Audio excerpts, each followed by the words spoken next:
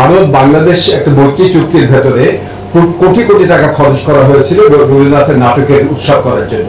এখানে করা হয়েছে, ভারতেও করা হয়েছে, কলকাতায় করা হয়েছে, বাংলাদেশে করা হয়েছে।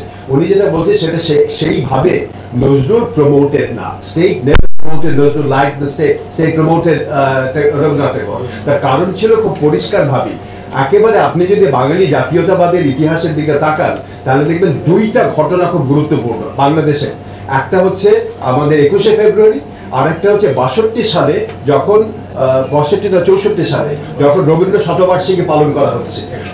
61 সালে সেই রবীন্দ্র শতবার্ষিকী পালন করা কেন্দ্র করে নিয়ে এই আমাদের ছায়ানট থেকে নিয়ে রবীন্দ্রনাথ আমাদের কাছে এমন একটা কালচারাল আইকন তৈরি হয়ে গেছে যে আমাদের জাতীয়তাবাদের ভিত্তিভূমি দুই জায়গায়। কিন্তু আমরা ভুলে গেছিলাম এবং রাষ্ট্র ভুলে গেছিল যে রবীন্দ্রনাথ কিন্তু জাতীয়তাবাদকে অস্বীকার করেছেন।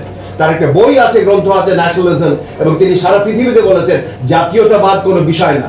কিন্তু আমাদের জাতীয়তাবাদের ইতিহাসে এই দুইটা ঘটনা খুব গুরুত্বপূর্ণ, এই জন্য কথাটা এসছে।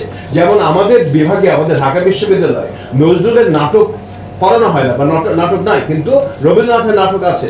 এই জায়গাটা থেকেই খালি কথাটা বলা হচ্ছে যে আমরা যদি রিভিশন করতে পারি, কাউকে এককভাবে প্রমিনেন্ট না করে সবাইকে নিয়ে যদি বাংলাদেশ করতে পারি, ঘটনাটা এখানে।